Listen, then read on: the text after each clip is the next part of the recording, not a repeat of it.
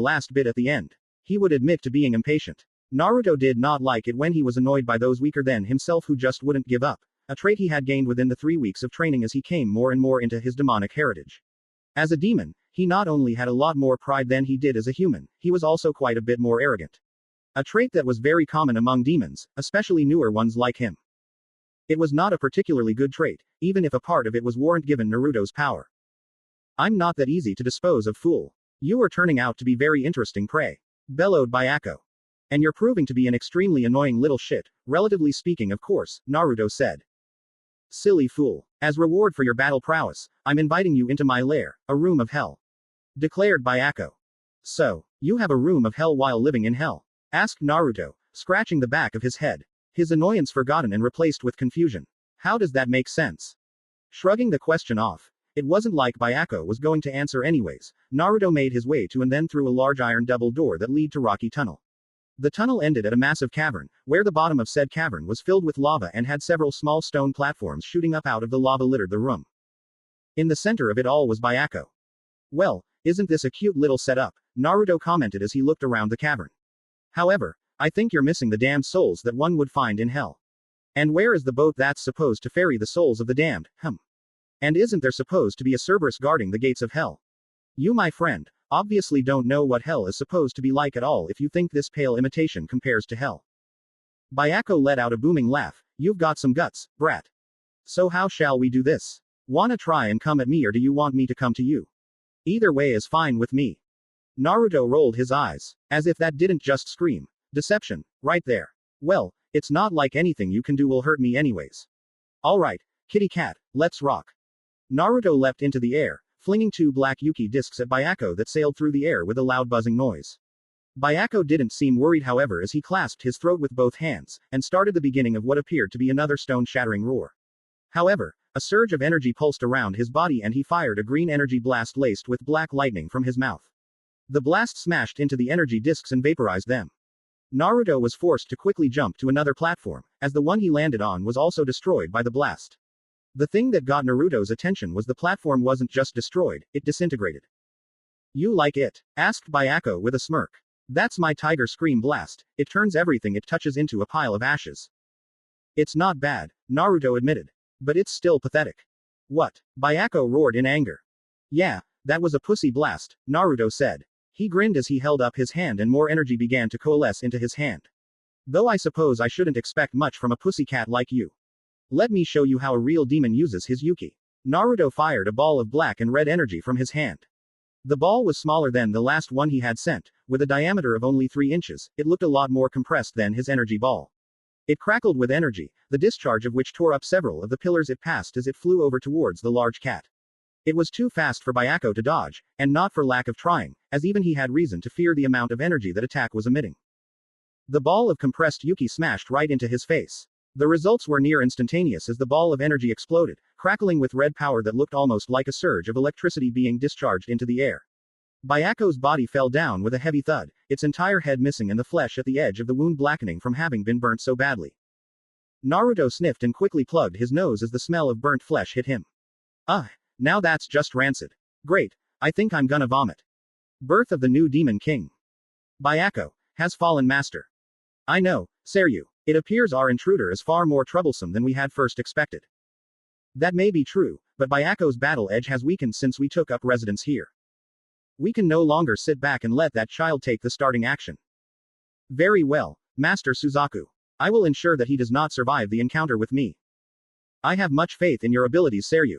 I expect this to be no problem for you. Still, do not underestimate this boy. He is far stronger than we have expected. Do not worry, Master, you know I never underestimate my opponents. Birth of the new Demon King. Naruto walked up a spiraling set of stairs, a frown on his face as he thought about the battles he had done so far. They had all been rather disappointing to say the least. He could only hope the next beast was more powerful than Byako and Genbu had been. Exiting the stairs into a circular room with about 15 solid steel doors leading in every direction. Well, talk about your fork in the road, Naruto mumbled. I was beginning to wonder if this castle would actually live up to its name. I'm guessing only one of these doors is the right door, and the wrong ones will lead to certain death. Slightly cliché and a little boring, but I guess it's better than nothing. Naruto created 15 cage bunchins and had them each choose a door and walk in. He waited for a few seconds as the clones began getting killed and the memories of their death hit him. When the clone that had gone through the correct door dispelled the blonde sighed. Man, these traps suck. I'm beginning to wonder if the fools who made this castle were incompetent or the hunters who came here were just so stupid they never had to upgrade their traps. Birth of the new Demon King. In his room at the top of the tower, Suzaku watched the progress of the blonde demon shinobi with interest. Most interesting, he managed to pick out the right door rather quickly. I almost hope he survives the battle with Seryu. He would make a most interesting opponent. Birth of the new Demon King. Having entered through the correct door, Naruto walked down the pathway until he came across a massive set of blue double doors outlined with ornate golden trim. To the side of the doors were a pair of blue dragon statues in snarling poses.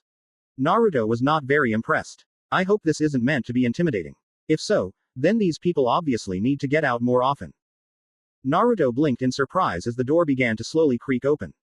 Once it was open all the way, the blonde shrugged and walked inside with a casual demeanor, as if he were just going for a stroll through a park and not likely to fight a demon. Once he stepped fully inside, the door slammed shut behind him. Naruto frowned before turning back to be faced with a thick fog covering the room that made visibility severely limited. Naruto sniffed the air with a frown. This fog has the scent of the tainted energy coming off the beast's body. I wonder if he does this on purpose, or if it's just a byproduct of his naturally produced energy. Just then a low-pitched moan echoed through the fog. You have done very well to make it this far, but I will no longer allow you to disgrace my master. Naruto didn't much care for the beast's theatrics, and was quickly becoming annoyed that his enhanced eyesight couldn't pierce through the fog. What are you 5? Come out now, dragon. This hide-and-seek bullshit is pretty lame. As you request, replied the voice. Sparks of lighting soon began to flash through the fog and a large blue ball of spirit energy appeared in the center of the room. The lighting coiled around the energy ball for a few seconds before a powerful surge caused the energy to flash brightly, forcing Naruto to close his eyes in order to protect them from the bright light. The light show soon died down and most of the fog dissipated to reveal a giant figure standing before him, its figure shrouded by a swirling blue mist. The pale blue-skinned, dark-haired demon with a goatee towered over the blonde, dressed in dark blue martial arts clothes with a light blue embroidered dragon running across the front and back his torso. Naruto noticed the temperature take an immediate drop as the demon made his full presence known. It was then that the full scope of the dungeon also came into view. The dull gray square tiles of the floor were offset by the massive arctic blue rectangular panels that went from wall to wall and even covered the ceiling. In the back of the room, another massive golden trimmed doorway marked the exit. Seryu looked at the blonde as if he was nothing but a fly that he had to swat. You may call me Seryu. You will be going no further, intruder. I have been sent here to end your life. Well, isn't that lovely? Naruto replied with an air of nonchalance. You know, given those carvings on the door that got me here, I was expecting a dragon. Not some ugly-ass jabroni who thinks he has what it takes to take me down. You think you are capable of beating me? Very well, let us see who shall be the victor here, said Seryu. The man raised a single hand in a, come here, gesture that was universal to all beings. Come. With pleasure, Naruto said as he burst forward, intent on crushing the man's face into his skull. Madata Ryuken, Ice Dragon. Roared Seryu as he quickly brought his arm back and thrust his fist forward and unleashed a burst of energy. Naruto let loose a roar as his fist became covered in his reddish-black yuki, unleashing it upon the icy power coming towards him. The blonde was forced backwards due to the energy backlash, but he managed to destroy Seryu's attack at the same time. That wasn't a bad. You managed to counter my attack with an attack of equal power, Seryu admitted at seeing the blonde destroy his technique. But do not think that you have what it takes to beat me just because you managed to stop my attack. Perhaps you shouldn't be so cocky, Naruto said. It's that same kind of arrogance that got your friends killed. The blonde then chuckled. Well, that and they just weren't on my level. I am not like those weaklings you fought to get here, Seryu countered. They were too soft, nothing more than fodder. I am a master of ice. My power shall destroy you. Madata Ryuken. Are all you saint beasts lacking in originality? Asked Naruto as he launched a powerful blast of yuki that destroyed Seryu's attack like it was nothing. Seriously, I thought you people were supposed to be strong. I've had better fights on the plains of Makai. I have yet to even begun showing my true power. Hikori no Kagami, Ice Dragon Mirrors. I'm getting an odd sense of deja vu here, Naruto said as ice mirrors sprung up from the ground, surrounding him in an igloo. The image of Seryu appeared within the mirrors. Each reflection suddenly shifted back into an attack position as they created dozens of small fang-like blades of ice and launched them through the mirrors, Hikori Kiba Ice Dragon Fangs. Naruto watched in a bored manner as he saw Seryu move from mirror to mirror, flinging those ice blades of his. He figured the man assumed his speed was overwhelming and that Naruto could not see him. A stupid assumption, but considering how arrogant these saint beasts were, the blonde supposed it was understandable that the blue dragon simply didn't think he was very strong. As the ice blades came in close, Naruto disappeared via liberal use of Shundo. He reappeared right in front of Seryu, who was just about to go into one of his mirrors. The blue dragon's eyes widened as Naruto unleashed a ball of tightly condensed yuki into the man's face. The blonde demon shinobi watched with a dissatisfied look on his face as the blue dragon's head was destroyed. First the mon's face quite literally melted, the skin disintegrating under the blonde's yuki, followed by the muscles, then the bones. After that the entire head disappeared in a blaze of black energy. When his view cleared, Naruto watched as the now headless body of Seryu dropped onto its knees, then fell the rest of the way to the floor with a dull, meaty thud. And then there was one, he mumbled. Well, let's hope this last beast is better than the others. Birth of the new Demon King. Naruto began climbing the tower once again after beating Seryu. He made it up the last set of stairs and walked out of the top passage where he found the last of the saint beasts waiting for him. Suzaku had long orange hair parted down the middle, with 2 red strands. He was wearing a circlet on his head, a red sleeveless shirt, of white baggy pants and red boots. Compared to the other 3 beasts, the leader looked human, even down to his size. When the man noticed Naruto, he smiled. Ah, I was hoping you would get here. After seeing you battle your way through my subordinates, I began feeling rather keen on fighting you myself. So you're the leader of the Saint Beasts? Asked Naruto. That is correct, my name is Suzaku. May I know the name of the warrior I am to do battle with? Naruto rolled his eyes at the overly dramatic and traditional voice this guy was taking. Like the man actually thought he would be powerful enough to beat him. I suppose it wouldn't hurt. My name is Uzumaki Naruto, and I'm the one that's gonna kick your ass. Suzaku raised an eyebrow at the blonde's words. Do you honestly think you can defeat me? I'll admit you are rather strong, to have defeated the other 3 Saint Beasts without stopping to recuperate once. However, I am on an entirely different level than they are. That is why I am the leader of the Saint Beasts. You're not much of a leader when all of your subordinates are dead, Naruto pointed out with a sardonic grin. Seems to me like you're the leader of nothing now. It matters not, Suzaku said with a nonchalant shrug. New subordinates are always easy to find. Perhaps if I deem you worthy, you can be my new second in command. Yeah, I think I'm gonna pass, Naruto replied. There was a small frown marring his face. The man's callousness towards his now deceased subordinates bothered the blonde, even if he didn't let it show. You see, I have this aversion to working for those weaker than myself. Then I suppose this conversation is over, Suzaku said with a glare.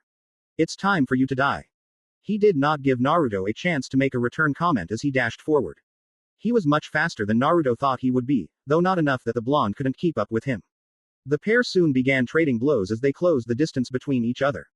Suzaku launched several lightning-fast punches towards Naruto, who evaded those he could, and redirected those he couldn't by using his hands to subtly move the orange-haired demon's fists away from him.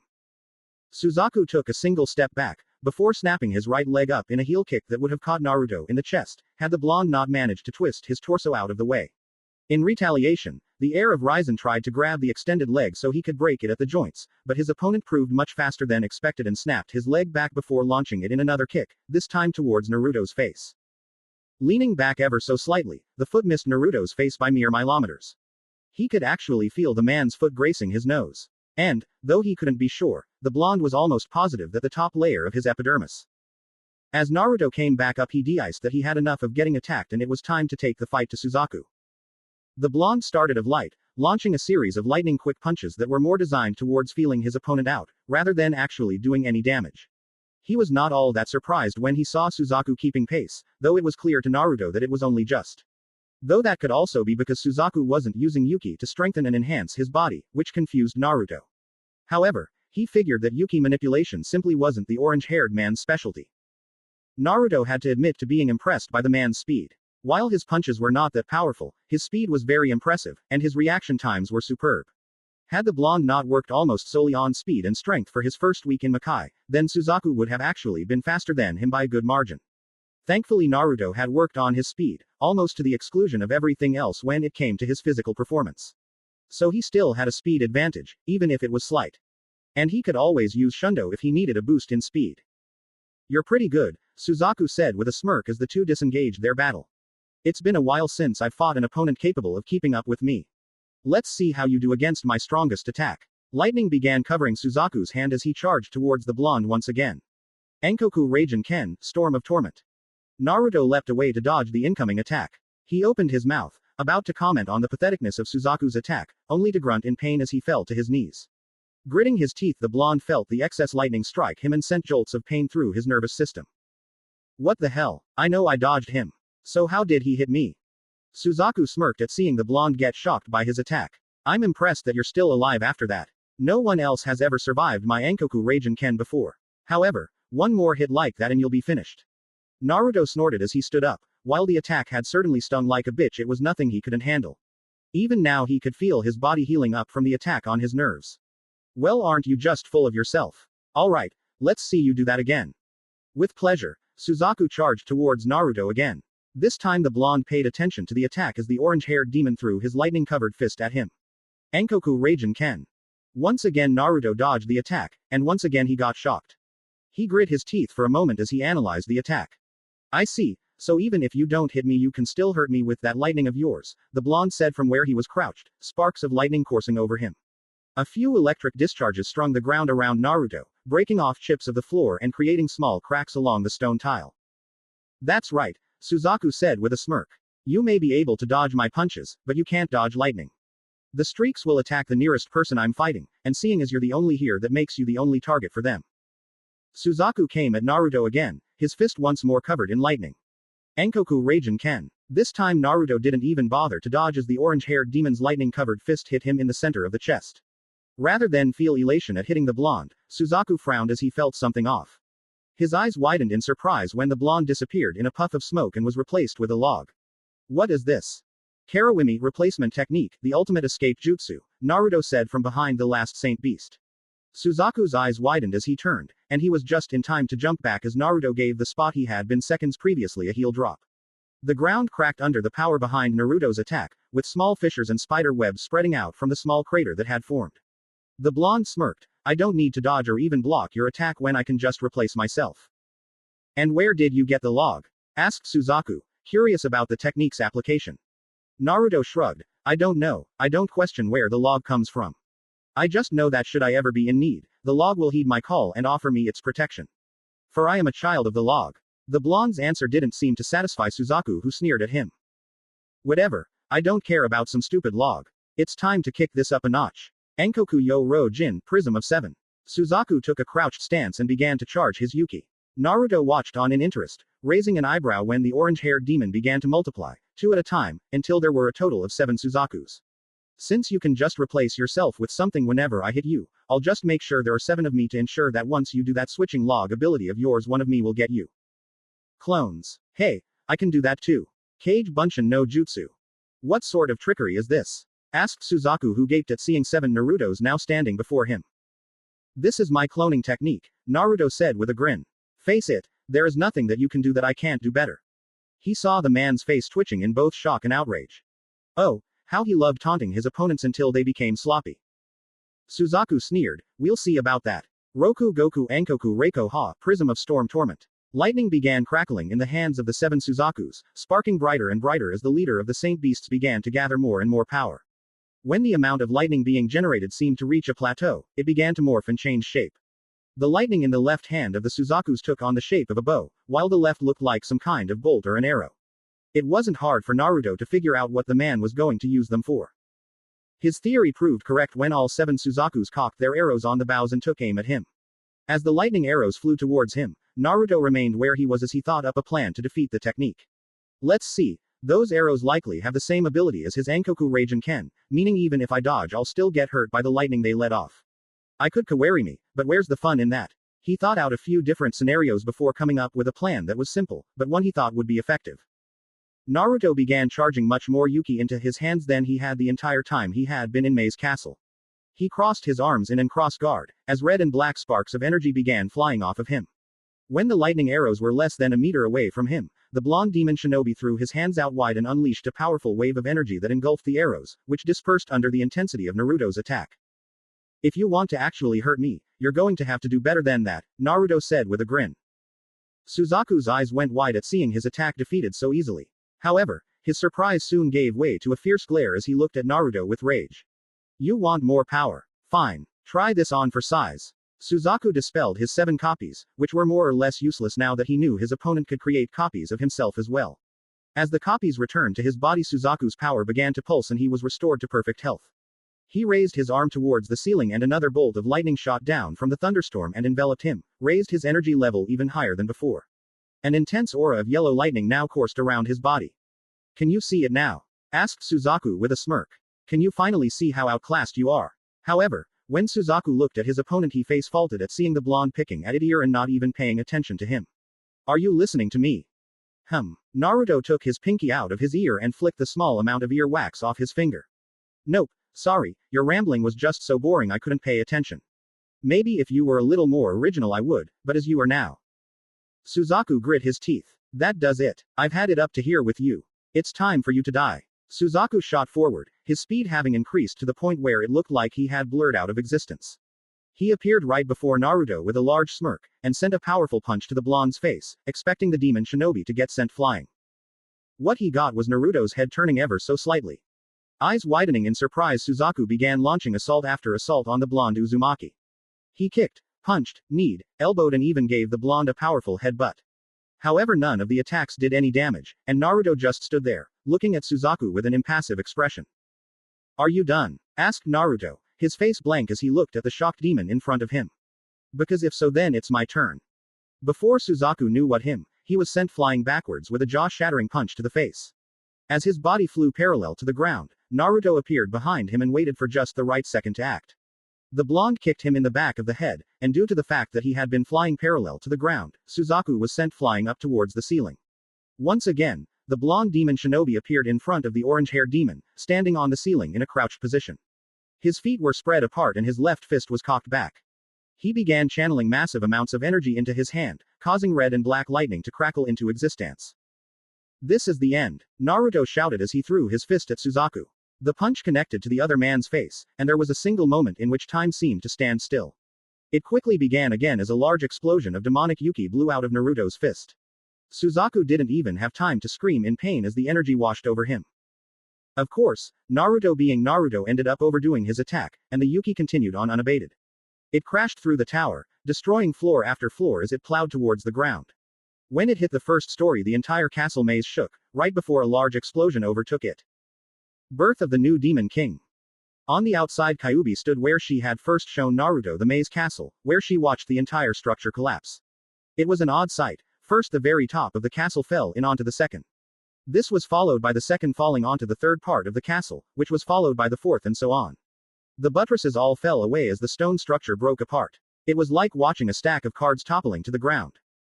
As if someone were trying to bring a whole new meaning to the words overkill. As soon as the entire structure had collapsed in on itself, a large explosion overtook the entire debris-ridden castle. Much like a nuclear warhead going off, a large mushroom-shaped cloud of smoke rose into the air, looking very ominous in its dark reddish-black color. When the mushroom cloud of smoke, dust and falling debris cleared, where Maze Castle once stood was a large, nearly 80-meter-wide crater. Geez, Naruto-sama, Kyuubi muttered as she looked at the destruction. Put a little more power into your attacks, why don't you? No need to be so sarcastic. Hugh-chan, Naruto's voice came from behind her, causing Kyuubi to whirl around and clutch her chest. I didn't even feel him sneak up on me, she thought in shock, right before she got angry. Damn it, Naruto-sama. Don't sneak up on me like that.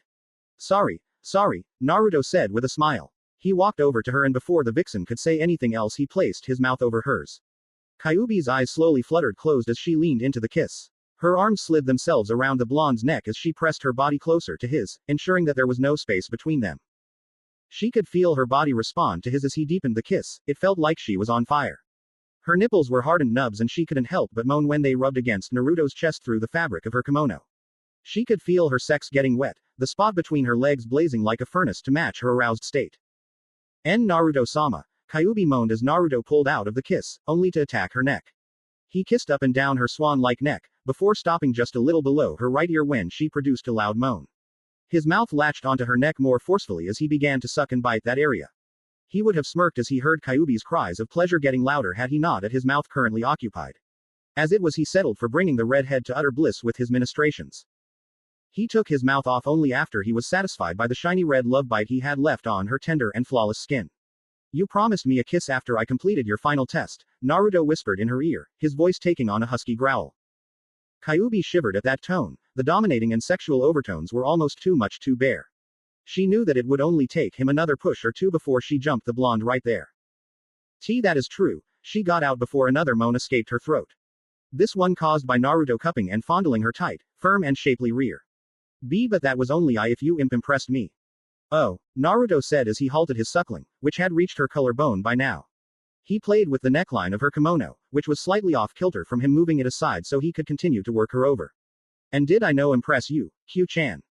No you did but, we need to wait until we get. Kyuubi tried to get out, but when she felt one of Naruto's hands slide into her kimono and begin groping her breast, which was completely open to him as Kyuubi disliked wearing a bra. Her mind blanked for an instant as she felt his calloused fingers caressing her bare flesh, making Kyubi shiver at his warm touch. His thumbs ran over her hardened nipples, sending jots of pleasure from her chest and even to her nether regions. Get? Asked Naruto as he continued exploring Kyubi's body, relishing in the feel of her perfectly round breasts. Get where? Kyubi-chan. Get to your new mansion now, shouted Kyubi, surprising the blonde. He only had enough time to blink before the vixen grabbed him and they both disappeared in a flash of fire. Birth of the new Demon King.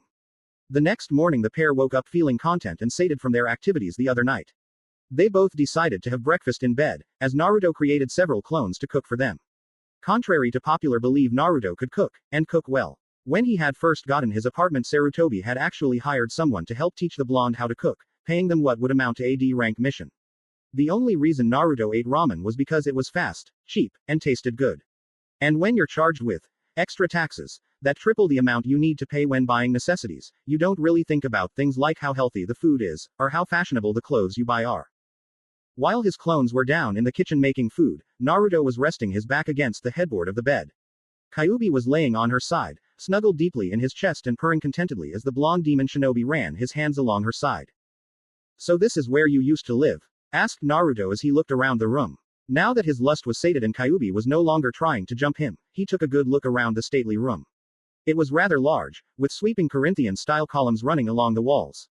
On the opposite side of the bed were two doors, one a standard door with a handle, which Naruto assumed led to a bathroom. The other was a sliding door that no doubt led to a closet. Along his right was another sliding door, this one made entirely of what looked like crystal. It led to an outside balcony that overlooked a garden in the backyard and had expensive-looking patio furniture. Yes, Kyubi said as she breathed in his scent. She exhaled slowly, enjoying every moment she spent with Naruto. She had never felt this content before. I had this mansion built when I became Raizen-sama's second in command. That was around 500 years ago. Naruto nodded. So I'm guessing this is your room. No, it's yours, Kyubi said, surprising the blonde. She looked up to see him looking at her with idle curiosity tinged with surprise. She giggled a little before saying, "You are not only my master, Naruto-sama, but my mate as well. Everything I have is yours. This room, this house, even my clan will be at your disposal once you decide to make your presence known to the people of Makai." You mean when I take my place as the third Demon King? Asked Naruto with a frown. Yes, though you will want to be careful. After Raizen-sama died, the other two Demon Kings pounced on the chance to control your ancestors' land. They even went so far as to team up just so they could defeat me and my clan. But we have several advantages, don't we? Said Naruto, thinking hard. I mean, they don't know that Raizen ever had a child, because he married a human and she gave birth in the human world. Also, from what you've told me about the Demon Kings, none of them ever got along with each other, and only knowing that should two of the three fight to the death, the last one would jump at the opportunity to kill them both and claim control was really the only thing stopping them from outright war. This means any pact the current two kings made would be null and void as soon as they finished their objective in defeating your clan and those under your clan's control. Yes, that is correct, Naruto-sama, Kyubi said, seemingly pleased that Naruto had been listening to her lectures enough to figure all of that out. In fact, we're off even better than that. Not only do they not know about you, but they also don't know I'm still around. Many assumed I died in the final battle, with only the Demon Kings knowing I escaped. However, they believe that I ended up losing my life sometime along the line due to lingering injuries. Injuries? Naruto asked, raising an eyebrow. Hi, I was rather badly injured in that battle, Kyubi said. In a one-on-one fight, I can hold my own against any one of the Demon Kings, with the sole exception of Raizen-sama. However, in a two-on-one fight I stand no chance. Only Raizen ever had the power to beat two Demon Kings at once. In any event, not only do they not know of our existence, but they themselves are at war with each other. There was a large grin that threatened to split Kyubi's face as she said this.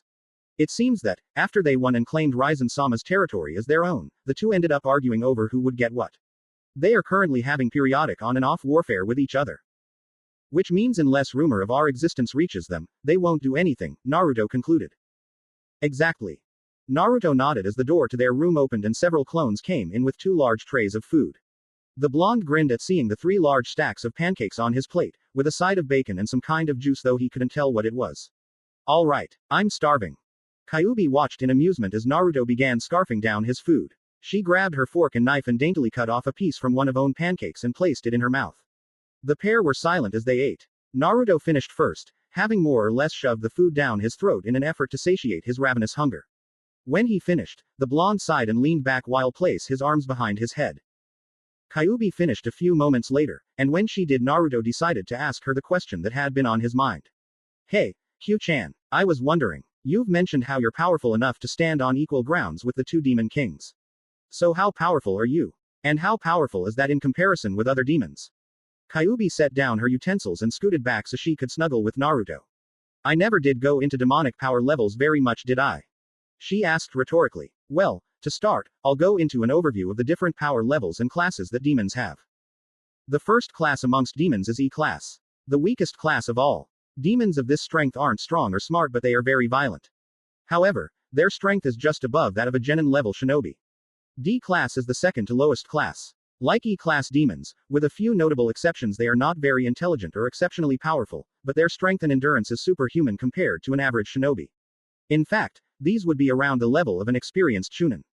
However, compared to most demons, they are very weak. The third class are C-class demons.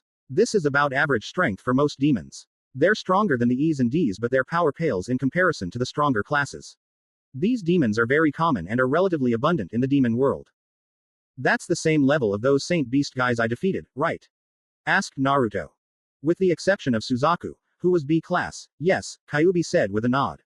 Now the next class are the B-class demons. This class is where the strength level skyrockets and is the beginning of the upper class demon strength, where the difference between two classes is absolutely enormous. B classes are far more powerful than C classes, but they still can't compete with the higher classes. However, they are more than enough for a human. In fact, a B class demon has equal strength to your village's cages.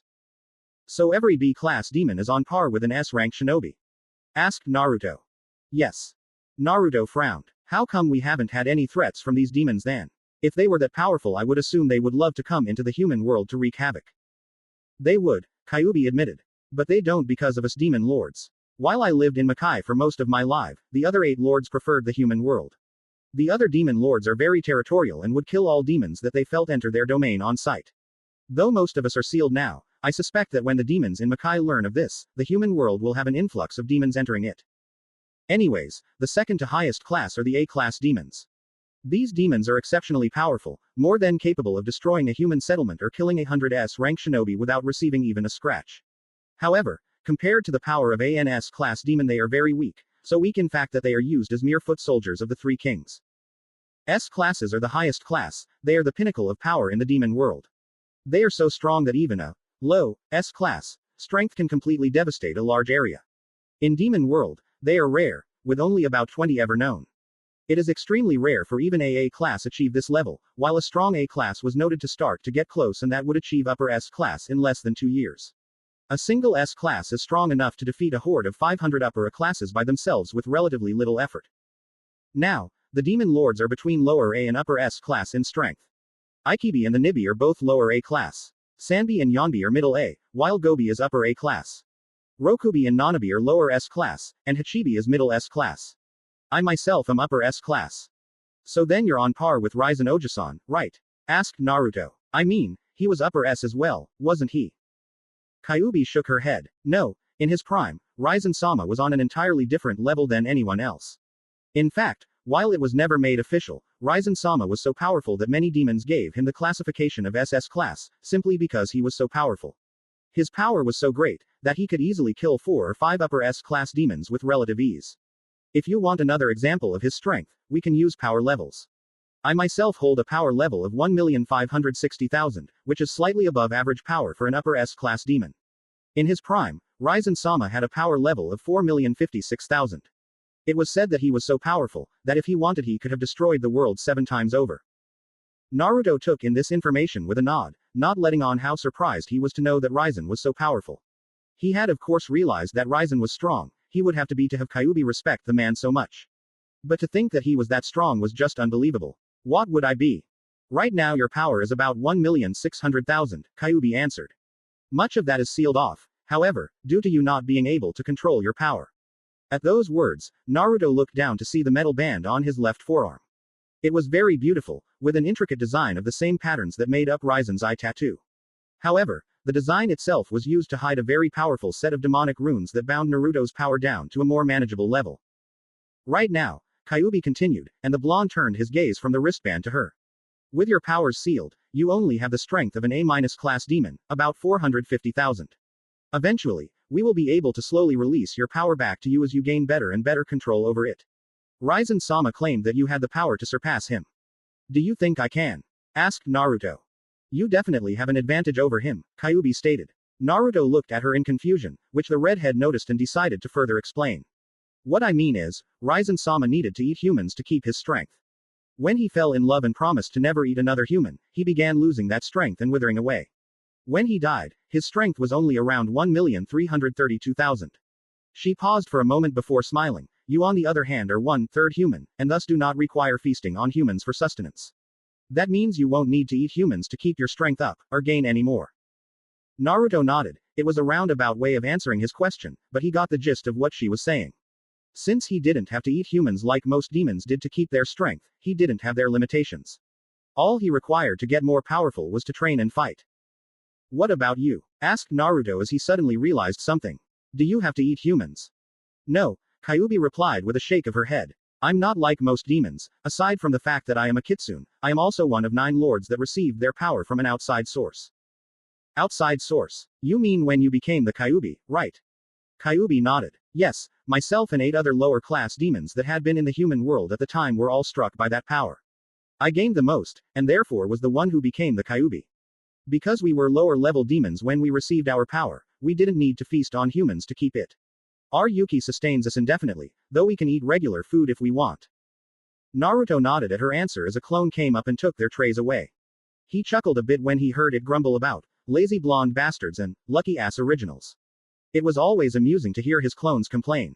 Because cage buncheons were a literal copy of the original, they had the same independent thought and emotional range as the person who created them. Which was why all Naruto's clones hated his guts when he was with Kyuubi. So what are we going to do now that my training is more or less complete? Asked Naruto. We only have 2 days before the 1-month training period before the Chunin exams are up, Kyuubi answered. So we'll be heading back to the human world soon. Tomorrow I think, that way we can make plans for some more training. More training? Asked Naruto. I thought we were more or less done training. To gain any more power now, all I really need to do is battle. Unless of course, we're talking about elemental training. No elemental training yet, Kyuubi replied, making Naruto pout. I suppose training isn't quite the word I should use. Tell me, what do you know about summoning contracts? Not much, Naruto admitted with a sheepish look. I know that it's a contract between you and a clan of animals, and that depending on the contract you sign will depend on the type of animal you can summon. But other than that, he trailed off at the end. Kyuubi nodded, having already expected as much. You seem to understand the basics. By signing a summoning contract in your blood, you will be able to summon a clan of animals via sacrificing a little of your blood and doing the required hand seals. What humans don't know is that the summoning clans are not animals, but demons. They are lesser known demons known as dire beasts, and vary in power, with boss summons being high C to low B class, and others being C and below. The redhead watched as Naruto nodded and took in the knowledge for later use. She smiled as she thought of the bomb she was just about to drop on him. I was thinking about these contracts, and decided that none of the current contracts available would suit you. Therefore, I plan on making one for the Kitsune clan. Naruto blinked several times as he digested what she had just told him. The ramifications of having the Kitsune clan as his personal summons were huge, not just in the demon world but the human one as well. Due to how Kyuubi was perceived by people in the elemental nations, she didn't have a very good reputation. This stigma extended to all Kitsune, even normal non-demon foxes. He could only imagine the amount shit he would get for being capable of summoning Kitsune from the people of Konoha. Not that this issue particularly mattered to him, but he didn't want to be forced to kill every fool who decided to insult him. No, his main thoughts were on the making of the contract himself. From what he knew, the summoning contracts had been created around the time of the Raikudo Sennin. They were supposed to be incredibly complex pieces of fuinjutsu. Naruto doubted that even the Yondaime could recreate a summoning contract. Do you even know how to make a contract? Asked Naruto. No, Kyuubi admitted, scratching the back of her head. If Naruto hadn't been laying down he would have face faulted. As it was he merely sweat dropped. Then how do you plan on making a contract? There are contracts in existence, Kyuubi said with a shrug. We'll just study one and use it as our base. You know fuinjutsu, correct? Not on that level, Naruto said. I've studied, and I'm decent at making seals. But I'm only beginning to enter the intermediate level of fuinjutsu study. I don't even think the Yondaime Hokage could create a summoning contract from scratch, and he was the premier fuinjutsu master of the world. Yes, but he didn't have me, now did he? Asked Kyubi with a grin. I may not know Fuinjutsu, but I a perfect memory. I only need one glance at a contract and I can recreate it. The only problem will be modifying the contract for Kitsune. That's where you come in, we'll just rearrange the Fuinjutsu until we get what we want. I suppose that could work, Naruto said pensively. It would take a bit of work on our part, but with a little luck and a whole lot of skill we could conceivably make a contract for your clan. He sighed as he realized something. I'm going to have to study summoning contracts more closely so I know what's needed outside of just the contract itself. Which is why we're going to deal with that after the Chunin exams, Kyubi said before grinning at him seductively. She swung a leg over Naruto and was soon straddling his waist. Her hands went to his languid sword and began to pump it until it hardened and reached full mast. Now, I'm done talking about training and summoning, Kyubi said with a purr. Make me feel good. Naruto found a grin make its way onto his face as he guided Kyubi to his entrance. Summoning, training and the Chunin exams could wait. Right now, he had a horny vixen to please. Tsuchi-kin had never felt so much pain before in her life. It had all started after her failure in the preliminary portion of the Chunin exams, when she had faced off and lost to one Nara Shikamaru. She had known right then that she was done for as long as she stayed with Otogaker. Orochimaru did not take failure lightly, and punished those who did. She could clearly remember several instances where members of Otogaker's ninja force had failed or displeased their leader. Those that weren't outright killed were used in the hubby Sanin's vile experiments. She, along with everyone else, greatly feared failing, knowing that was what awaited them. When Kin had failed, the first thing she had done was try to escape Konoha before anyone was aware of her leaving. She had failed, and was caught by one Yakushi Kabuto, who she learned was secretly working for Orochimaru as his top spy. She remembered how he had chided her, telling her how unbecoming it was that she would try to escape her just punishment for failing Orochimaru-sama. He had captured her before she could even make an attempt at escaping. As the first stage of her punishment for her failure, Kin had been given to the Jonin of Otogaker as their plaything. Because Oto was not only a new village, but also one made largely from missing nin, their Jonin population was small.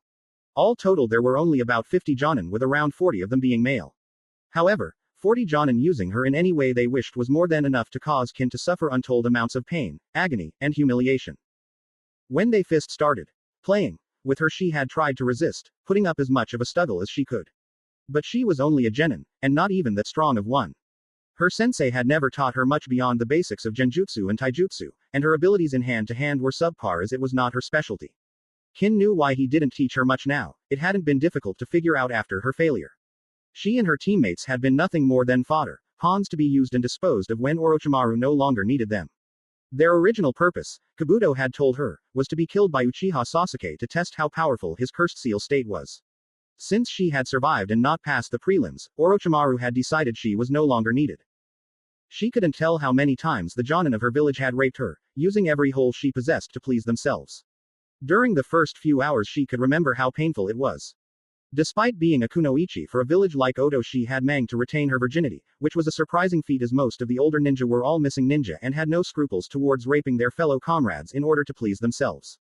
Many of the older kunoichi had already been raped, and a few had even been killed attempting to escape. That was the main reason most of Otogaker was made up of males, and only the really strong females with a few exceptions survived the trials by being a shinobi for the village. Because that and the brutality with which her virginity was taken, she had been in a constant state of pain for hours. That pain had not dulled since her punishment began. However, in order to deal with horrible acts being committed upon her, Kin's mind had forced itself to shut down. She was still semi-aware of her surroundings, could still see, smell, hear and taste. But her mind was not really registering any of what her senses were telling her. She was for all intents and purposes, a vegetable. Above her, two Jonin had just finished gang raping her, one having abused her vagina and the other had used her mouth. As they pulled up their pants, one of them looked at the more or less comatose Kin and sighed. Man, it's such a shame that we've got to rid of such a fine piece of meat. She's pretty much used up anyways, the other said. Look at her, she's practically a zombie now. They're no fun if I can't listen to them scream. Besides, orders are orders and Orochimaru-sama needs her for his jutsu that he's going to use. Yeah, I know, he's got this big bad jutsu that requires a living sacrifice and is going to use it to help raise Konoha to the ground. The first one said, I wish I knew what jutsu he was going to use, it sounds powerful. Not like you could use it even if you knew, the other Jonin said with a roll of his eyes. Let's just get her in the coffin. By now the other two have to be in theirs. I'd say we lucked out when we were the ones ordered to put her in the coffin. At least we got one last good fuck out of her. Whatever, the other ninja said with a grunt. Kin heard and saw everything, even if her mind could not process what she was seeing or hearing. However, just as the man was about to lift her up and set her into the coffin she was next to, something happened, which made her mind start.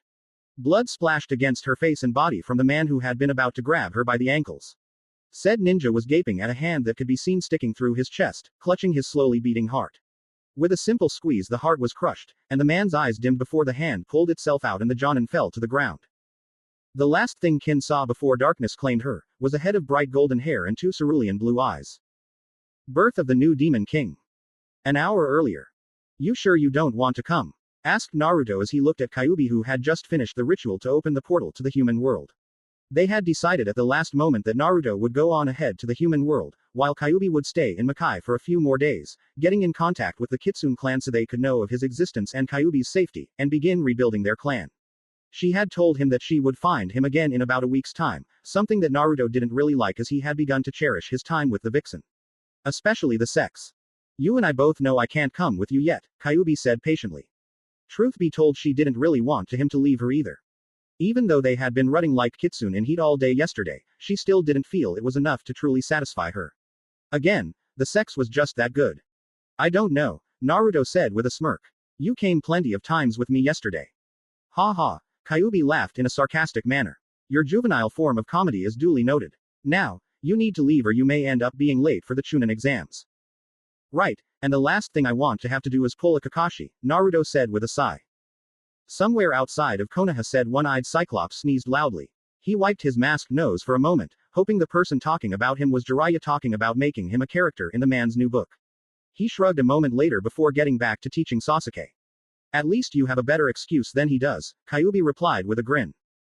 Naruto chuckled. Yeah, I can just imagine how everyone would react when I said, sorry I'm late, I spent so much time fucking my super hot mate that I forgot the time. Hey, that would go over real well. Most people probably wouldn't even believe me. Maybe if you still looked like a chibi, Kyuubi retorted. With your new looks I dare say any woman worth her weight would jump you in less than a second. Maybe, Naruto said. He was silent a moment later. Kyuubi watched his eyes gain a thoughtful look, tilting her head in curiosity as he turned his head and gazed at her with an unreadable expression. Her curiosity turned into surprise and she let out a small yelp as Naruto grabbed her by the hips and pulled her into a kiss. It wasn't the steamy, hot smoldering kisses they had shared the past few days.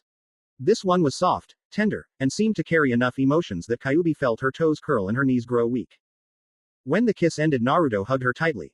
You know, I never in a million years thought I would say this, but I'm really going to miss you. Kyuubi sighed as she nuzzled herself into the blonde's muscular torso and felt the natural warmth the blonde's body exuded encompass her. Having spent somewhere close to a month with the demon shinobi, she could honestly claim that he was an even better man, demon, than even Raizen-sama had been. He was kind, compassionate, understanding and caring to people he liked. That he counted her as one of those people and didn't blame her for the death of his parents spoke very highly at how forgiving his nature was. But she knew he could be cold and ruthless as well, just as, if not more ruthless than even Raizen-sama had been before he had fallen in love. She hadn't seen much of it, but she did remember a few instances where he had been annoyed by the demons he had been killing. She clearly remembered one incident where she and Naruto had gotten into some seriously heavy petting, and they would have likely had sex right there on the plains of Makai, were it not for several demons that had shown up in their midst. Naruto had been rather furious at the interruption. The fact that he had a pitch tent the size of Konoha and no way to fix it as the moment had been ruined had probably contributed to his rage. He had not just destroyed the demons that attacked, but had captured them and tortured them to near insanity. Or as insane as a mindless demon could get.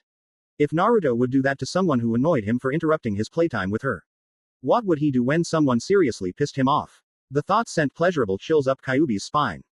I'll miss you too, Naruto-sama, Kyuubi said. But it will only be for a week, then we'll be together again. She broke off the hug and took a few steps back, grinning at him. Perhaps when I get back we can have some good old-fashioned hello sex. Naruto shook his head in amusement. I didn't know there were different kinds of sex. Oh, there's all kinds, Kyuubi said as she began ticking off different types of sex off her fingers. There's hello sex, goodbye sex, make-up sex, angry sex, loving sex, kinky sex, and... Alright, I get it, Naruto said, placing his hands up in a gesture of defeat. Now could you please stop mentioning sex, or else I'm going to fuck you right here. I don't know if we have enough time for goodbye sex, Naruto-sama, Kyuubi said in a voice that was too innocent to be real. The rather seductive look on her face didn't help fix that. I mean, you take a rather long time to get off, what with your demonic stamina and all. If we had sex now, you would miss the entire final portion of the Chunin exams. I'm guessing this my cue to leave, Naruto mumbled with a light glare. You just be ready. Because when we see each other again, I'm going to put our stamina to the test. Yes, Naruto-sama, Kyuubi replied happily as Naruto turned around and walked towards the portal leading to the human world. As Naruto stepped through the portal, the odd sensation of wading through jelly came to him. It wasn't as disorient as it was last time since he expected it, and the blonde came out on the other side without a problem. Naruto looked around and noted with some satisfaction that he was in the same clearing he and Kyuubi had been at when they first entered Makai. Kyuubi was definitely precise when it came to creating portals to open where she wanted. He took a moment to make 2 Kage Bunshin and ordered them to destroy the seals for the portal as Kyuubi had instructed. While they were decently hidden by the illusion his vixen had cast, she didn't like leaving things to chance and had only left the seals there because she couldn't create a Kage Bunshin and Naruto didn't know the proper method of destroying the seals back then and was more than likely to blow up the forest. Now that he did know how the seals were made and the method for destroying them, he would get rid of these ones and make a portal in his apartment, that way they could enter Makai without anyone stumbling upon the scene by accident. Once done, Naruto took the trees as he began his trek back to Konoha. It would only take an hour or two to get back, despite how far he was thanks to his newfound speed. As he was nearing Konoha, however, Naruto saw something that he didn't remember seeing last time, and was very much out of place in the forest. A small man-made bunker that was dark brown in color and looked as if it had been created by a Dodenjutsu had been built just a few meters from the clearing he had re-entered Makai from. Which in his mind just lent credence to Kyuubi's desire to get rid of the seals. There were several ninja walking around the perimeter, and all of them were wearing the Otogakur headband. What are Oto ninja doing in Konoha territory? Wondered Naruto as he used his skills in stealth to sneak closer to the base. The bunker was circular and rather small, around 30 feet in diameter all told. There were 6 guards surrounding the bunker, with 1 in the back, left and right, 1 walking around a little further out, and finally, 2 standing at the entrance. Naruto realized rather quickly that something was definitely wrong. While he had never paid much attention to Ruka's lectures, there were some bits and pieces of information that managed to penetrate his back then thick skull. One of those nuggets of knowledge was that it was illegal for any foreign shinobi presence to be in Konoha territory without permission from Konoha. And while Naruto knew that most ninja villages likely disregarded that rule in order to gain information on Konoha's defenses, they were also supposed to be stealthy about it. Creating a bunker in Konoha territory had all the stealth of Kyuubi if she were to waltz into Konoha in her demon form. Wanting to know what these Oto ninja were doing in Konoha territory, as well as feeling particularly bloodthirsty today, he decided to go and get his answers. The first ninja he came up to was the one walking around the perimeter. Naruto had waited until the ninja had been hidden from sight of the others behind some foliage, then placed his hands on the ninja's head and mouth and snapped the man's neck. He quickly memorized the dead ninja features before hanging into him. He created a clone with orders to take the body somewhere far away and destroy, before he began the rounds that the Oto ninja had been using. During his rounds, Naruto would create several clones each time he was hidden from view, and ordered them to go underground and move until they were behind the ninja guarding the structure. Seemingly on an unspoken signal, the 5 clones rose up from the ground and killed the 5 enemy ninja by either stabbing them in the heart or throat with their now clawed hands, snapping their neck as the original had done, and one particularly creative clone had ripped the man's head off with the Oto ninja's spinal cord being taken with it. Naruto had actually taken a moment to note that clone's technique, and decided the way he had killed his enemy had been awesome and Naruto would need to try it as well. As the clones dispelled, Naruto went up to the door and pressed his ear against it to see if anyone was in there. What he got was a surprisingly informative conversation. Man, it's such a shame that we've got to rid of such a fine piece of meat. She's pretty much used up anyways. Look at her, she's practically a zombie now. They're no fun if I can't listen to them scream. Besides, orders are orders and Orochimaru-sama needs her for his jutsu that he's going to use. Yeah, I know, he's got this big bad jutsu that requires a living sacrifice and is going to use it to help raise Konoha to the ground. I wish I knew what jutsu he was going to use, it sounds powerful. Not like you could use it even if you knew. Let's just get her in the coffin. By now the other 2 have to be in theirs. I'd say we lucked out when we were the ones ordered to put her in the coffin. At least we got one last good fuck out of her. Whatever. From the sounds of what he had heard, the 2 in the room had been raping someone who was going to be used as a sacrifice for some jutsu Orochimaru was going to do. And said jutsu was also supposed to help him destroy Konoha. That mere fact alone was more than enough to help Naruto make a decision on what to do. Hearing that the 2 men had been raping whoever was in there with him was just the icing on their proverbial shit cake. Naruto blew the door 2 pieces with a well-laced, Yuki-enhanced punch. Before either of the 2 Jonin inside knew what was going on, one of them was knocked out with a kick to the head. And another was killed when Naruto rammed a hand through his back and ripped his heart out through his chest, then crushed the slowly beating organ. Naruto pulled his hand out of the now-dead shinobi and turned to the other occupant in the room. He recognized her as one of the Odo competitors for the Chunin exams, though she looked like she had seen better days. Aside from the lifeless stare, Kin's entire body was covered in cuts and bruises. What part he could see that wasn't covered in semen at least? The blonde's fists clenched a bit at seeing the state of the girl. Weren't these men her comrades? People who were supposed to protect her. While it was true there was no real honor among ninja, there were certain codes that most ninja abide by. Protecting and helping your comrades was one of them. Or so Naruto assumed. The thought that someone would do something like rape a member of their own village was enough to make him feel that the people he just killed got off far too lightly. However, he reined in his desire to pull the Odo ninja back from the dead using the Geto outer path just so he could torture them some more. Instead he went over to Kin and used the only water jutsu he knew, one that Kyuubi had taught to him as a reward for getting so far in her training, to wash off the semen. He had to power it down greatly since the jutsu, which was more of a water manipulation as it didn't require hand signs, was designed to kill opponents by drilling them with a powerful drill made of water. For this he blunted the edge and used less than 1/8 the amount of chakra he normally would. When he had finished cleaning her off he unsealed one of his extra cloaks, a nondescript travel cloak in a light beige color. He quickly wrapped the girl in it and created a clone. Get her to the nearest hospital you can. Before he had run afoul of this place, he had passed a village, and that meant they likely had a hospital. When you get her there I want you to stay with her until I return. If she wakes up before then let her know what is going on.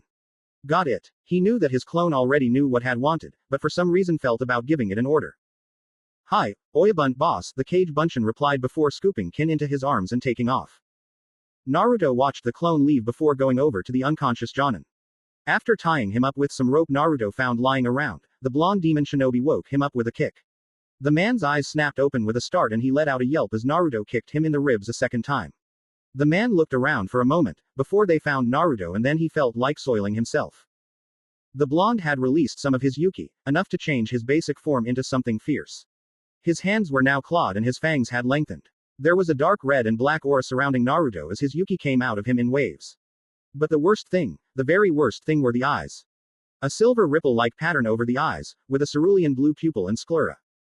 Before anything else could happen Naruto placed his hand on the shinobi's head, making the man freeze on contact, unable to move, and scarcely able to breathe. Now, Naruto said in a voice that actually did make the man soil himself. You will tell me everything you know about Orochimaru and his plan to destroy Konoha. Birth of the new Demon King. Sakuchi Akira was a well-respected jonin in Orochimaru's ninja forces. He had been a respectable B-rank missing nin before joining Odogaker, and while he was not as high up as some, he was higher than most. His power and ability had been recognized by Orochimaru after he had successfully managed to accomplish every mission the man had given to him. That was why he had been one of the ninja selected to help lead the forces that were hidden amongst the civilians at the Chunin exam stadium. It was his job to help lead Odogaker's ninja in an attack on the Konoha Jonin and Chunin who were able to break out of the genjutsu Kabuto would cast. Only Akira would never be able to accomplish his goal. The man was intercepted on his way to the stadium and had all of the information forcibly pried from his mind. After that his soul was ripped from his body before being sent straight to hell. His body would be burnt and a Cage Bunshin would take his place. No one would ever know what happened to Sakuchi Akira but one person. Birth of the new Demon King. It was a bright day in the Konohagakure no Sato. The sun's rays were falling upon the village, creating bright streams of light through the many trees that the village was named after. Children could be seen playing within the streets and teenagers and adults of all ages and genders were shopping for goods, while birds could be heard singing from above them. The sounds of cheering people could be heard all over the Hidden Leaf village as shinobi, civilian, nobles, and commoners alike had all gathered to witness the Chunin exam finals. As he looked over the village from his seat in the cage booth, Sarutobi Hijiran couldn't help but be pleased with the turnout. In one section of the stand sat the members of the newly dubbed Konoha 12, which consisted of the members of the newly famed Rookie 9, along with the members of Team Guy who hadn't made it to the finals. The name was given to them because of all of the genin of Konoha who had been placed in the Chunin exams, all 27 teams. It was the 4 rookie teams that passed the second stage and made it to the preliminary rounds. Sitting with them were the Jonin senseis of the teams, -1, each of them looking down at the students who had made it past the prelims in pride. On the arena floor 8 figures could be seen standing in a line facing the cage booth.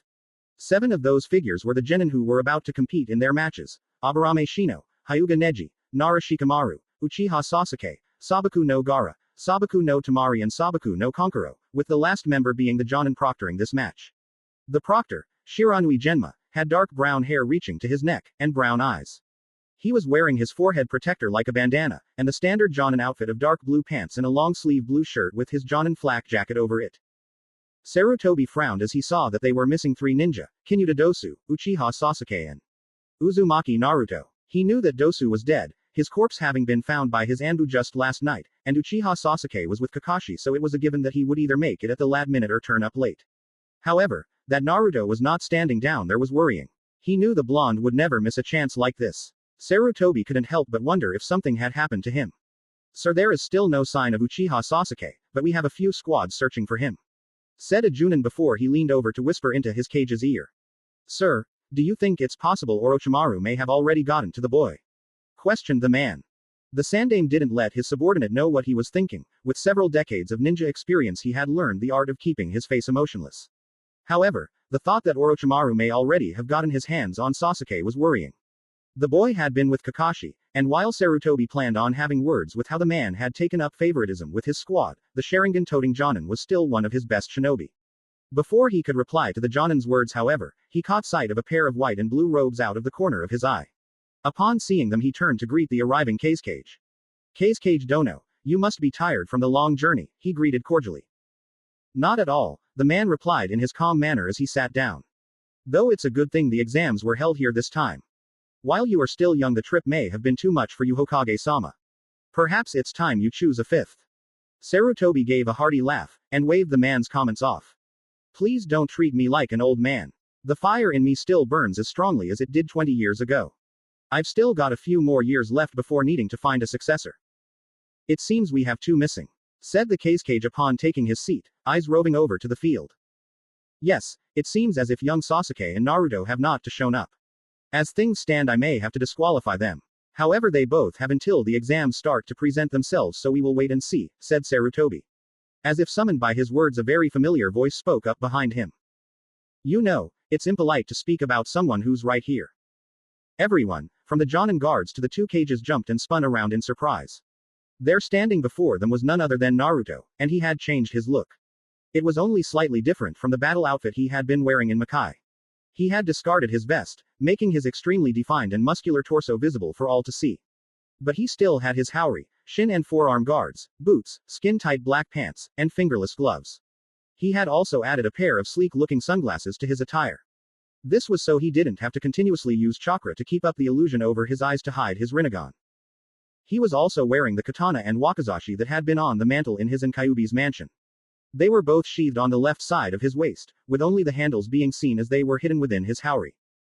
The Jonin guards all pulled out their kunai and took up a stance around the 2 cages, mainly because no one except a few ninja knew of the changes Naruto had gone through and so didn't recognize him. Sarutobi, however, did, even if he was surprised by the blonde's newest growth spurt, and waved his guards down. The Jonin looked unsure but did as told, and a few moments later the Kazekage did the same. Naruto-kun, my boy, you surprised me, Sarutobi said with a smile. He eyed the blonde's new, to him, look. I like the new outfit. Meanwhile, the Kazekage was staring at Naruto with a frown hidden behind his mask. Thanks, Oja-san, Naruto said with a grin. I think it's pretty kick-ass too. Now, not that I'm not pleased to see you, but shouldn't you be down in the arena? Naruto had a rather large grin on his face as he spoke. Yeah, but I just wanted to see you first, and to tell you to put all your money on me since I plan on winning this thing. Oh, Sarutobi raised an eyebrow. Yep, so put some money on me to win the tournament, I guarantee you won't go wrong. Naruto walked over to and past the aging Hokage, his hand just barely ruffling the Mon's cage robes. He went over to the edge, where people soon began to notice him and point. Turning, he gave the old man one last grin. I would ask you to wish me luck, but I won't need it to win this. With those words, Naruto spun around and jumped off the cage booth. Sarutobi shook his head and chuckled at Naruto's showboating, though he had a feeling the boy may actually be able to do just what he said and win the tournament. His instincts were screaming at him that the young blonde had gotten much stronger, and considering the fact that he looked even older and more powerful than he had a month ago, it was a safe assumption to make. His left hand went into his robes and pulled out the small note the blonde had stuck in them when he passed. He held it up to his eyes and read. The man sitting next to you is not the Kazekage, but Orochimaru in disguise. He plans on using the 3rd stage of the Chunin exams to launch an invasion with the aid of Suna. The sole purpose of it being the destruction of Konoha. He will use the match between Uchiha Sasuke and Sabaku no Gaara as the starting point of his invasion, where he will have his right-hand man, Yukushi Kabuto, cast a genjutsu over the entire stadium. There are over 50 Oto and Suna ninja hidden amongst the arena population, and they have several thousand men outside of the village walls. Orochimaru also plans on using a summoning circle, which is hidden in Konoha's forest to summon one of his snakes. Gaara will be the hammer that he uses to crush Konoha. He is a Jinchuriki for the Ikibi no Shukaku and can apparently go full demon mode. My suggestion is to pretend nothing is wrong. When Uchiha Sasuke is late, and considering who his sensei is we both know he will be, disqualify him. That will disrupt their plans long enough for you to somehow get a message to your forces to let them know what is going on and prepare. Other than that, and possibly evacuating the civilians to the shelters hidden in the Hokage faces, don't do anything. Also, the true Kazekage is dead, killed by Orochimaru. I will find a way to inform Suna so they ally with us instead. And don't worry about Gaara, I'll handle him. Oh, put some money on me to win this thing.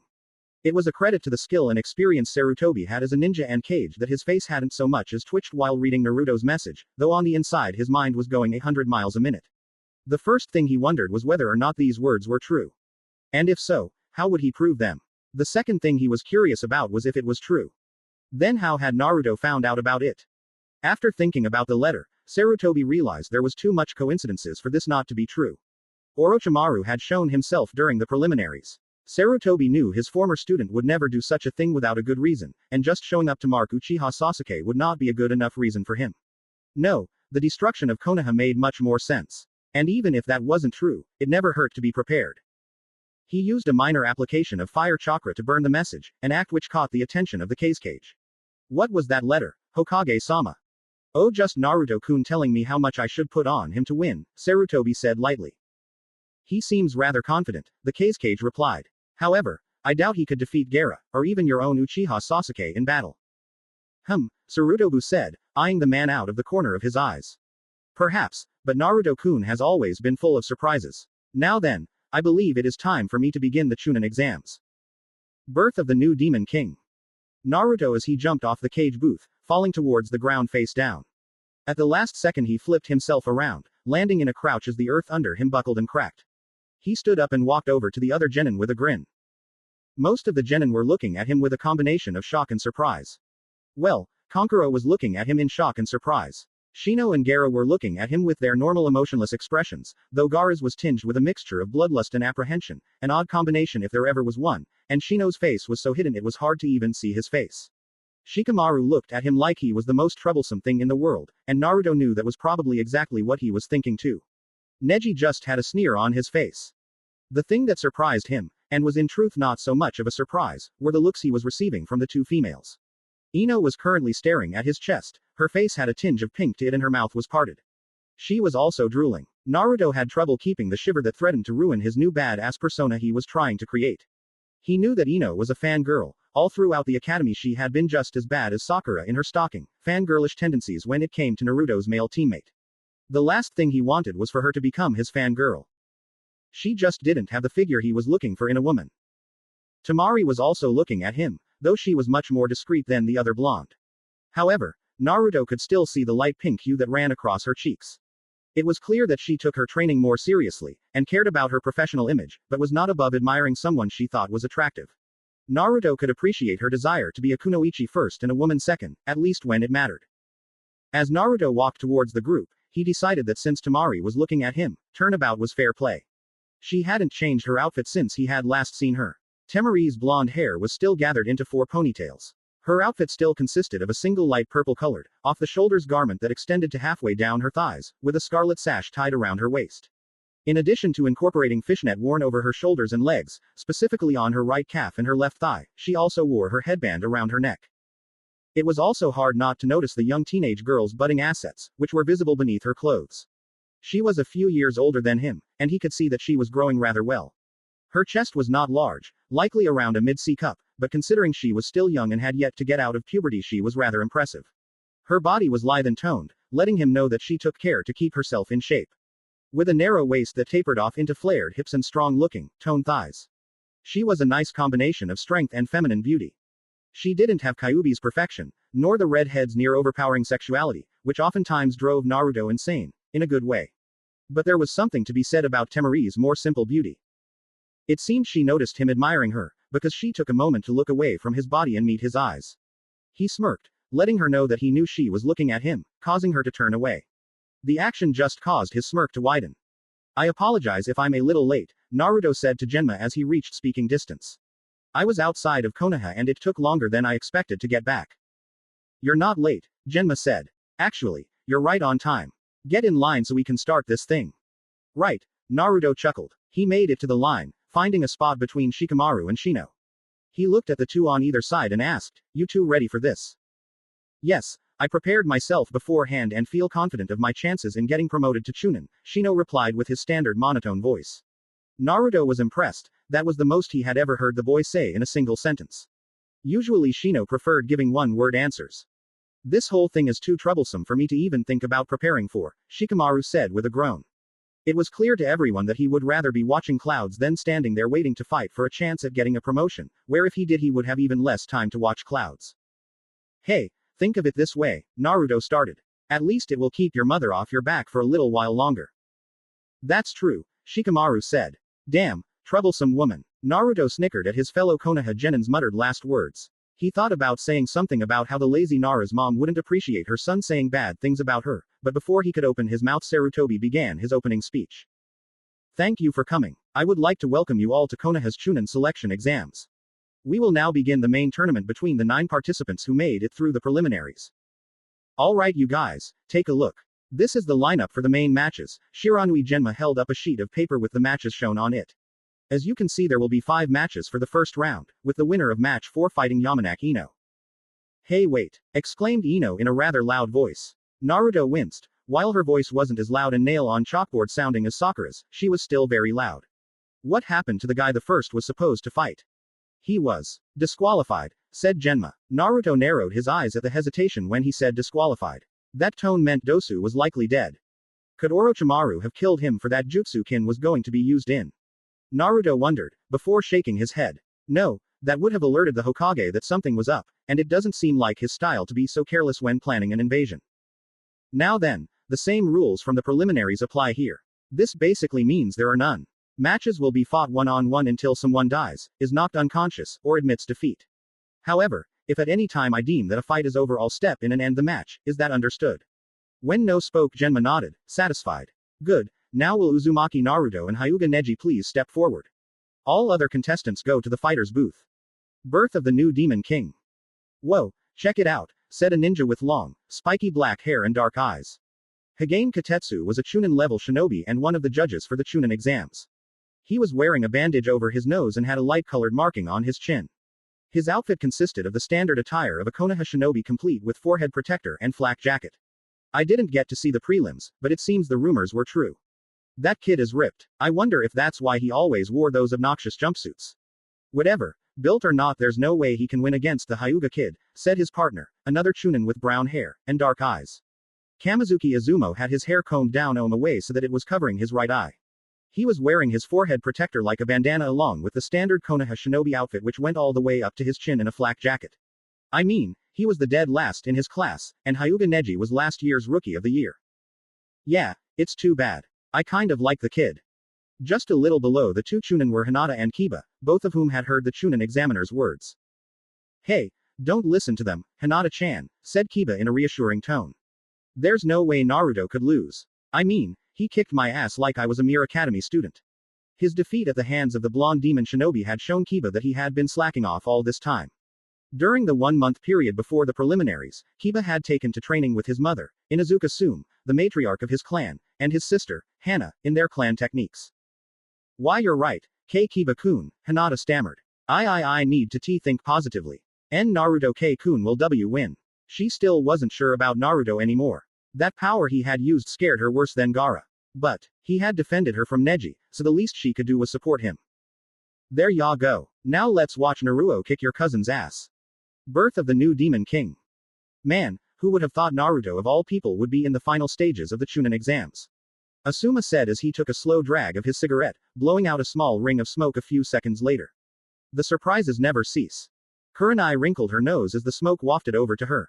Waving her hands in front of her face to rid herself of the acrid smoke, she said, it's definitely a surprising development. When you account for how much he changed in such a short time, it makes you wonder what happened in that forest. Ino said Naruto went from being scrawny and loud idiot to a hunky man she could just eat. Asuma said, making quotations marks when he spoke. It may have something to do with Orochimaru. We all know he got the Uchiha kid with his mark, he might have done something to Naruto as well. Maybe. For some reason Kurenai didn't think Orochimaru had actually done something to Naruto. At least, he wasn't the one responsible for his changes. No, there was something else going on with the blonde ninja, and she couldn't deny her curiosity about the blonde's new changes. Thankfully Anko seemed to have taken the same interest in the kid as she had, which meant she wouldn't need to do any snooping as Anko would do it all for her. A good thing too, it would be unsightly for a Jonin sensei to be gathering intelligence about someone else's student. Even the sensei of said student hadn't actually taught him anything. It was at this moment that Haruno Sakura decided to make her presence known to the two Jonin. Who cares about Naruto Baka, he's just an idiot and a monster. Asuma and Kurenai both looked at the girl in disgust. How could say such a thing about your own teammate? Questioned Kurenai as she glared at pink-haired girl. Because it's true, Sakura stated in a tone that said the reason for her words were all too obvious. Ka-san always told me he was a monster in disguise and the Chunin exams proved it. Only a monster could do what he did. The scowl on Kurenai's face was even worse than her. I found a pervert and I'm going to cast the worst genjutsu I can think of on him. Face. That she wasn't leaking killing intent like a sieve was a testament to the impressive amount of control she had over her emotions, when all she wanted to do was beat the stupid pinkett to a pulp.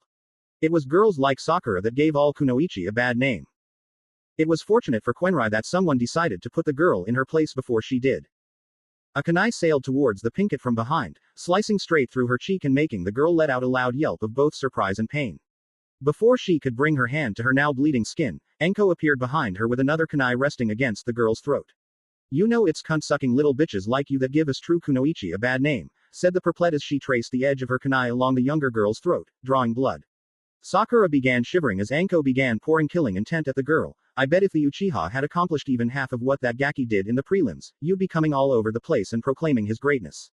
You girl, are a pathetic waste of flesh and space, and if all you're going to do is insult someone who is better than you, then I suggest you leave. As added incentive, Anko blasted Sakura with nearly half of her killing intent. The pinkett let out a loud shrink, however, rather than run off like Anko had wanted, the girl fell to the floor and curled up in a fetal position. Anko's sweat dropped. Dear Kami, are you seriously that pathetic? I think that's enough for now Anko-chan, Kurenai said, catching her best friend's attention. You may want to rein in your killing intent, you're scaring some of the civilians. Oh, hi Nai-chan. Anko said with a bright smile completely ignoring her friend's statement. I almost didn't see you there, I was so busy having fun playing with the bitch over here. I can see that. Now why don't you sit down, and rein in your killing intent? The exams are about to start. Right. Anko sat down on Kurenai's right. Man, I can't wait for this thing to get started. I've got a lot of money on the Gaki to win it all. Not betting on the Hyuga kid or the Uchiha? Asked Asuma. Anko snorted. Are you shitting me? Bet on that stuck up, stick in the ass Hyuga. Or place money on the prissy little Uchiha bitch, who I might add is being trained by I'm never on time Kakashi. No thanks. Besides, there's just something about the blonde Gaki that makes me want to bet on him. And with the odds I got, if he wins this, then I am going to be very rich. Cuckoo. Asuma and Kurenai both sweat dropped as Anko began chuckling in a very evil manner, and mumbling about what she would do with her winnings, and how she was going to thank the hunky blonde Gaki when he won.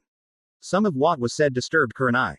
Asuma just thought it sounded kinky and felt a moment of jealousy towards Naruto. Birth of the new Demon King. As Genma got close he spoke, the first matchup of the Chunin exams finals, Uzumaki Naruto vs. Hyuga Neji, are you ready? Neji smirked as he looked at the blonde, who had a rather nonchalant expression on his face. I suggest you give up. You are already fated to lose this match. Naruto picked at his ear as if he hadn't heard the Hyuga prodigy. Though he answered a second later. How about I don't, and instead kick your ass from here to Sunday? Genma took these statements to mean they were itching to get started. Hajime. He quickly leapt out of the way as the crowd roared while the matches started.